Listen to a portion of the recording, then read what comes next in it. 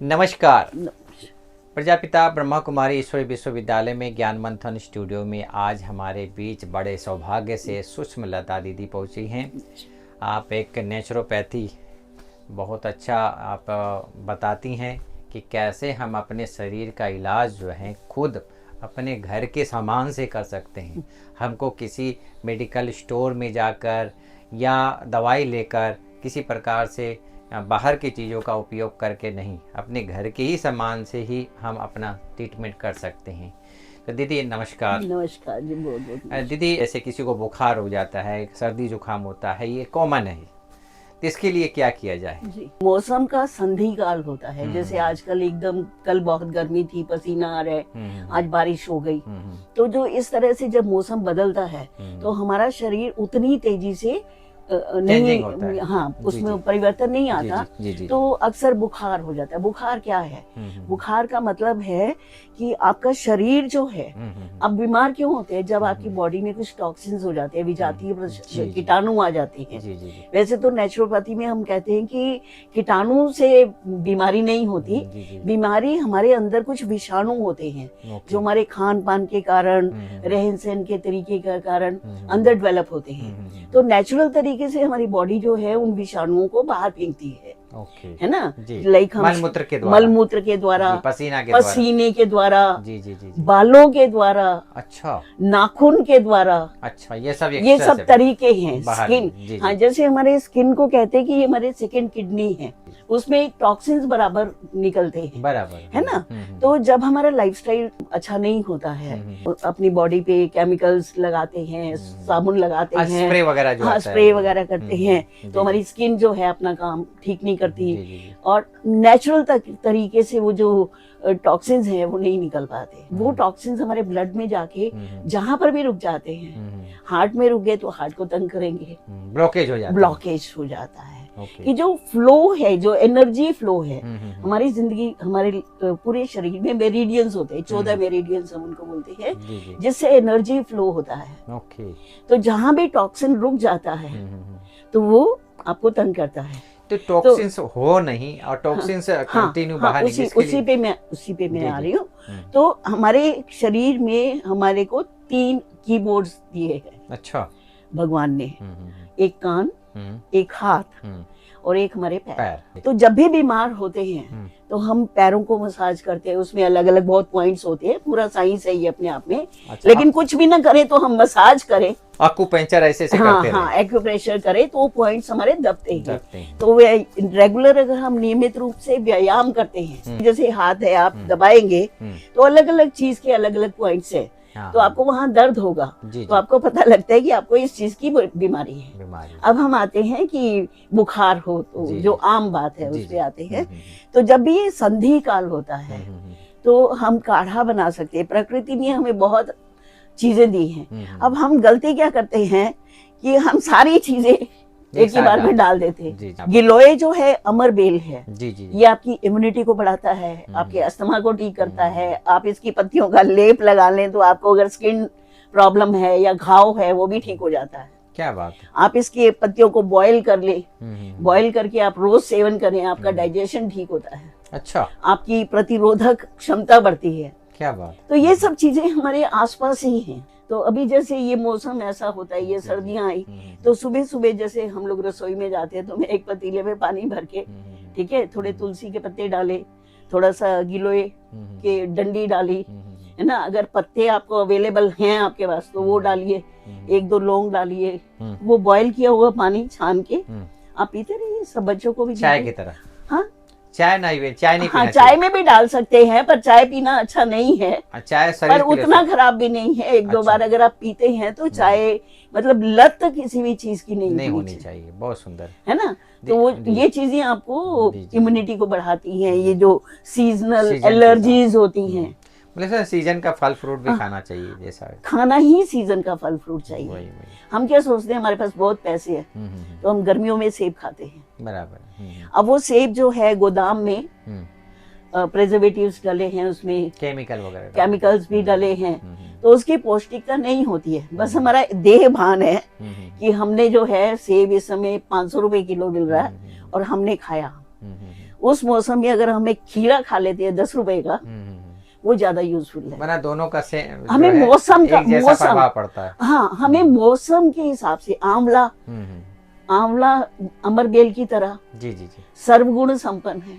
आंवला खाना चाहिए, आंवला खाना आंखों चाहिए। की रोशनी बढ़ती हाँ, हमारे घरों में सब कुछ ही, आंखों की रोशनी बढ़ती है, आपकी ब्रीदिंग प्रॉब्लम ठीक होती है, आपकी स्किन डिजीज ठीक होती है, आपकी इम्यूनिटी ठीक होती है, हाजमा ठीक होता है। ये सब हमारे घरों में पहले जो चटनी बनती थी, हम लोग सोचते थे शायद ये स्वाद के लिए, और आजकल के बच्चे कहते क्या सॉस की बोतल ले आओ, और वो का चटनी है ना, तो उसमें क्या था, पुदीना उसमें डाल रहे हैं आप, हरी मिर्च डाल रहे हैं, आंवला डाल रहे हैं, अजवाइन डाल रहे हैं, तो आप खाने के साथ जब जो ले रहे हैं ना, तो वो आपकी एपेटाइट भी बढ़ाती है और हाजमे को भी दुरुस्त करती है। क्या बात। जब हम छोटे थे अनारदाना का इस्तेमाल बहुत होता था। हाँ, हम उसमें थोड़ा सा गुड़ भी डालते हैं, अमरूद का पत्ता, अमरूद की छाल, अमरूद के पेड़ की छाल, अमरूद की जड़, सब उपयोगी है। क्या बात। आपको अगर डायरिया हो गया, कितना भी बुरा डायरिया हो रहा है, दस्त लगे एकदम, वो भी एलर्जीज होती हैं, आपने कुछ खा लिया। अब देखिए, आपने कुछ खा लिया, आपकी बॉडी एक्सेप्ट नहीं कर रही, वो उसे बाहर फेंकना चाह रही है। अच्छा, आप क्या करते हैं, आप गोली खा ली, तो आपने वो सब अंदर डाल दिया, रहने दिया। अब वो कहाँ जाएगा, घूम फिर के हमारे ब्लड में ही घूमेगा। तो एक तो गोली का जहर, और एक आपका जो जहर था ये। तो कोई भी बीमारी एक दिन में नहीं होती, कहते ना अच्छा भला था, इसको हार्ट अटैक हो गया। हम अपनी बॉडी की भाषा को सुनते नहीं, क्या कहना हमें सिम्टम तो देता है, और उस हर बीमारी को प्रेसिपिटेट होने में कम से कम 1.5-2 साल लगता है। अच्छा, हाँ, एकदम से कुछ भी नहीं, तब जाके क्योर होता है, तब जाके वो दिखता है नेचुरल रूप से। हाँ, तब तो वो दिखता है कि जैसे, बाकी आपको जल्दी फास्ट करना है तो एलोपैथिक लेके यूज कर सकते हैं। अगर देखिए आपको अगर इमरजेंसी है, लाइक मेरा एक्सीडेंट हो गया, मेरे को ज्यादा ब्लीडिंग हो गई, तो फिर तो मुझे एलोपैथी में जाना ही पड़ेगा। लेकिन अगर मुझे दस्त हो गए, तो मैं पहले अपने आप को ही रियलाइज करूँ कि मैंने ऐसा क्या खा लिया, क्यों मुझे वो दस्त हो गए। नहीं तो आप डिहाइड्रेट हो जाएंगे। तो आप ज्यादा पानी का सेवन करें। अगर छोटा बच्चा है तो अमरूद के पत्ते थोड़ा सा पीस के, वो जो छोटा पीसने वाला होता है, लोग ओआरएस पिलाते हैं। हाँ, ओआरएस ठीक है, वो तो अननेचुरल तरीके का केमिकल जैसा है, पर वो तो पिलाएंगे ही। अगर आपको बहुत ज्यादा डिहाइड्रेट, अमरूद का पत्ते का आप पीस के उसका रस पिलाएंगे, तो उससे जो है वो आपका क्योर होएगा। ओआरएस का काम करता है। हाँ, नहीं, ओआरएस तो देना ही है। पानी तो जब भी आपको दस्त ज्यादा हो रहा है, आपकी बॉडी में पानी की कमी हो रही है, पानी तो पीना ही है। अच्छा, बॉईल करके पीजिए, ठीक है, उसमें थोड़ा नमक और चीनी का घोल डाल दीजिए। ओके, तो दैट विल बी, वो ओआरएस वही है ना। हमें इलेक्ट्रॉल मिलता है, उसको इलेक्ट्रॉल बोलते हैं। घर में अगर कुछ भी नहीं है तो आप थोड़ा सा उसमें चीनी डालिए, थोड़ा नमक डालिए, नींबू। अगर आपको बहुत ज्यादा वॉमिटिंग हो रही है तो आप नींबू और चीनी का कंकॉक्शन बना के, घोल बना के रख लीजिए, सिप कर करके दीजिए, है ना। उल्टी हो रही है, कुछ भी रुक नहीं रहा, केला है, एक बाइट करके आप केले को खाइए, पूरा नहीं खाइए, एक साथ नहीं खाना, थोड़ा थोड़ा। तो आपकी बॉडी को एनर्जी भी मिल रही है, पानी भी पीना है। तो फिर आपको ग्लूकोज लगने की हॉस्पिटल में और हजारों रुपए खर्च करने की नौबत नहीं आएगी। दीदी, एक स्वस्थ व्यक्ति को कितनी बार खाना चाहिए? देखिए, पका हुआ खाना 2 बार ही खाना चाहिए। 2 बार? हाँ, 2 बार से ज्यादा नहीं खाना चाहिए। और भी जो पचे, जितना पचे उतना, हाँ, थोड़ा कम, मतलब इतना खाना चाहिए। लाइक आपका पेट के 4 हिस्से करेंगे, 2 हिस्से आप खाना खाइए, 1 हिस्सा पानी और 1 हिस्सा खाली छोड़ना है। क्योंकि जो भी हम खाते हैं वो चर्न होएगा, मंथन होता है उसका। हाँ। अब अगर हमने ऊपर तक भर लिया तो वो मंथन होके कहाँ जाएगा, वो हमारी फूड पाइप से वापस मुंह में आएगा, डकार आता है। हाँ, डकार आता है, आपके मुंह में खाना आता है। जी जी जी जी, तो उसको वापस चाहिए ना, चाहिए। फिर भी अगर आप खाते जाते हैं तो फिर वो दस्त आता है, बराबर है ना। तो बॉडी हमारी सबसे बड़ा डॉक्टर है, वो बताता है खाना है। लेकिन जब हम उसकी बात सुनना मना कर देते हैं, तो जैसे माँ बाप भी होते हैं, बच्चे नहीं सुनते तो बोलते ठीक है बाबा, तुम्हारी रक्षा करे, जो तुम्हें करना है वो करते रहो। दीदी, आज के समय में लोग चाहते हैं कि 150 साल हम जिएं और हम अपना काया को निरोगी रखें, जिसके लिए जड़ी बूटी, आपने बताया कि जड़ी बूटी बहुत अच्छा एक जड़ी बूटी ये हमारे आसपास ही भोजन ही हमारा जो है औषधि, हमारी सबसे ज्यादा दवाई हमारी किचन में है। हमारी भारतीय संस्कृति में जो खान पान था, तो हमारी जो किचन है वो लैब है। अच्छा, हल्दी हुआ, हाँ वो काली एक, मिर्च हाँ हुआ। ये सब पूरी एक लैब है। हल्दी है, काली मिर्च है, सौंफ है, हम्म, सौंठ है, और अजवाइन है, अजवाइन जीरा है, है, अलसी है, दालचीनी है, दालचीनी है। ये सारी मैंने हाँ एक दवाई आप, का काम हाँ करता है। आपको, जैसे मुझे बहुत ज्यादा अस्थमेटिक रहता था, मतलब विस्लिंग होती थी। अब मैं, आप कहते हो गीत गाती हूँ, और मुझे तो सीटी बजती थी ऐसे। अच्छा। तो मैं यही, मेरे को देते थे दालचीनी उबाल के पानी में, वो पानी पीने को देते थे। तो उससे मेरा वो जो, अब नहीं विस्लिंग तो नहीं हो रहा है, नहीं हो रहा है ना। तो तो आई इवन सिंग, दालचीनी का ब्रीदिंग के लिए बहुत बहुत अच्छा अच्छा है। और जितना हो सके आप नेचुरल रूप से हाँ आप इलाज ना, करके हाँ मौसमी चीजों का इस्तेमाल करें, जो भी सीजन की सब्जियां हैं वो खाएं। हम सर्दियों में जो है भिंडी खाते हैं, गर्मियों में गोभी खाते हैं।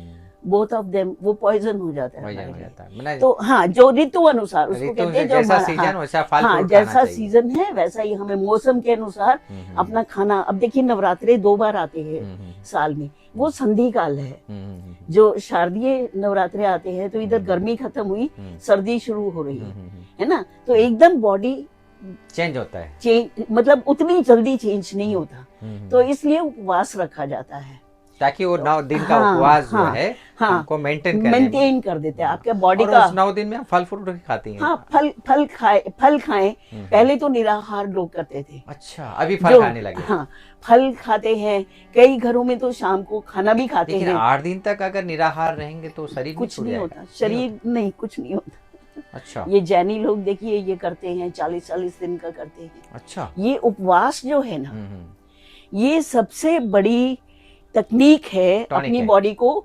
डिटॉक्स करने का। जैसे अभी मेरे घर में बाहर क्लटर दिख रहा है, बहुत ये सारा भी है, वो सामान भी है, है, ये है, मैं सब बाहर निकाल निकाल देती देती है, हूँ। फिर नए सिरे से जो मुझे चाहिए वो रखती हूँ, जो नहीं चाहिए बाहर फेंक देती हाँ। है। तो अब उसमें क्या हो गया कि उपवास का जो रियल इसेंस था वो तो गुम हो गया। और ये हो गया, तेरे आदमी की लंबी उम्र नहीं होएगी, तेरे बेटे की लंबी उम्र नहीं होएगी, तुम अगर बस।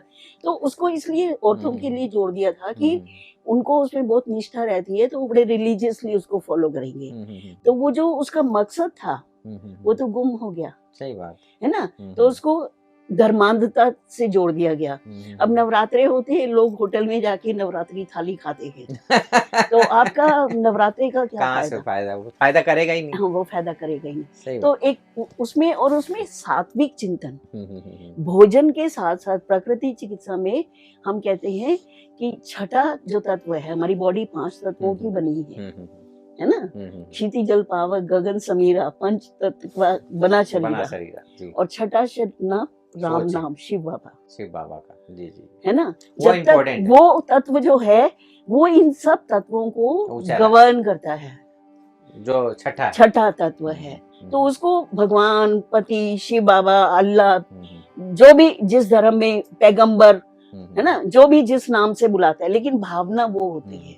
हम शरीर में अपने हिसाब फंस से के हम रह उसको, जाते हैं अपने हिसाब से हाँ। उसको बुलाते तो हैं। जो राम नाम है कि अपने, जैसे यहाँ ये प्राकृतिक चिकित्सा और बाबा का ज्ञान बहुत मिला हुआ है।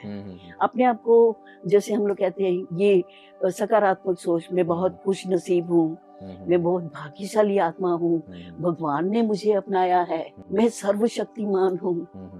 ठीक है। तो ये सब जो पॉजिटिव सकारात्मक हमारे शरीर में काम करता है वो। हाँ अब देखिए, जैसे अभी ये महाजन साहब की बात कह रही थी, अभी फरवरी में, अब इनके सामने मैं क्या बोलूं कि फरवरी में हर 2 घंटे बाद आके वो हमसे साइन कराते थे। अच्छा। कि we can't do anything, that was है ना। और सब लोग मेरे आते थे, दूसरे बड़े हॉस्पिटल में ले जाते हैं ये।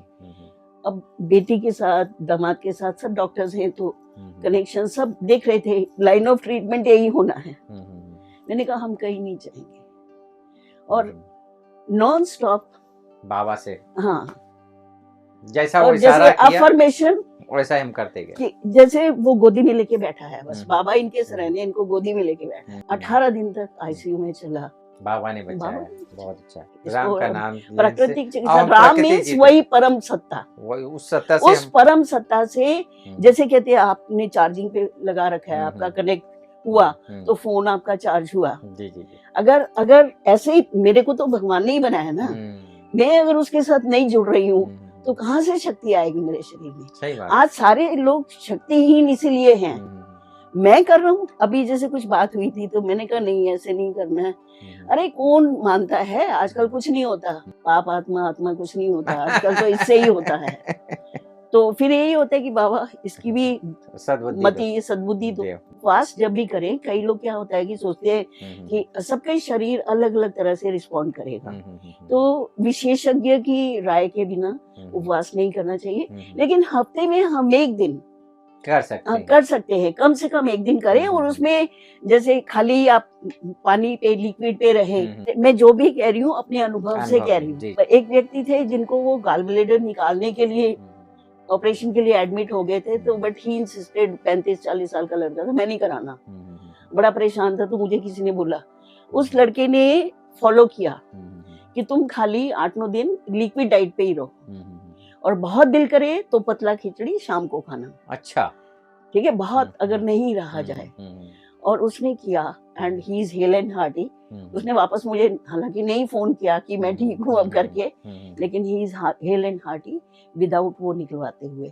तो ये अलग अलग इंडिविजुअल, मैं नहीं कहती हूँ कि डॉक्टर कहे, हाँ डॉक्टर की राय पे चले, तो अच्छा लेकिन है। अगर आप जैसे उपवास करते हैं तो बहुत सी बीमारियां उपवास से सही हो जाती हैं। लेकिन अगर आप उपवास सही तरीके से करें तो, जैसे जलाहार हुआ, हाँ जलाहार हुआ, फलाहार हुआ, कई लोग उसको हम लोग कल्प कहते हैं, जूस तो हाँ खाली आप ये क्या नाम उसका दूध कल्प करते हैं, खाली आप दूध ही पीते हैं।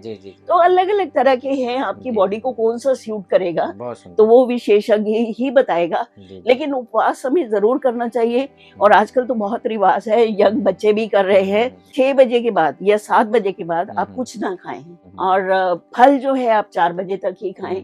रात को आप दूध का सेवन कर लें, या हल्का खाना खिचड़ी या दलिया खाएं, तो उससे भी हम शरीर को तंदुरुस्त रख सकते हैं। क्योंकि हमारी बॉडी जब डाइजेस्ट करती है तो वो बॉडी को रिपेयर नहीं कर सकती, बराबर। तो ये एक छुट्टी लेना, जैसे हमें सप्ताह की एक छुट्टी चाहिए, तो हमारे शरीर पर भी दया करें, उसको भी थोड़ी सी छुट्टी दें। बहुत सुंदर। तो दोस्तों, आज हमारी सुषमलता दीदी ने बहुत ही सरल शब्दों से अपने नेचुरोपैथी के बारे में समझाया, समाधान निकाला, और फिर हम नए समय पर नए व्यक्तित्व के साथ फिर लौटेंगे और बहुत सारी समस्याओं का समाधान करेंगे। नमस्कार। नमस्कार। नमस्कार। नमस्कार। बहुत बहुत धन्यवाद आप।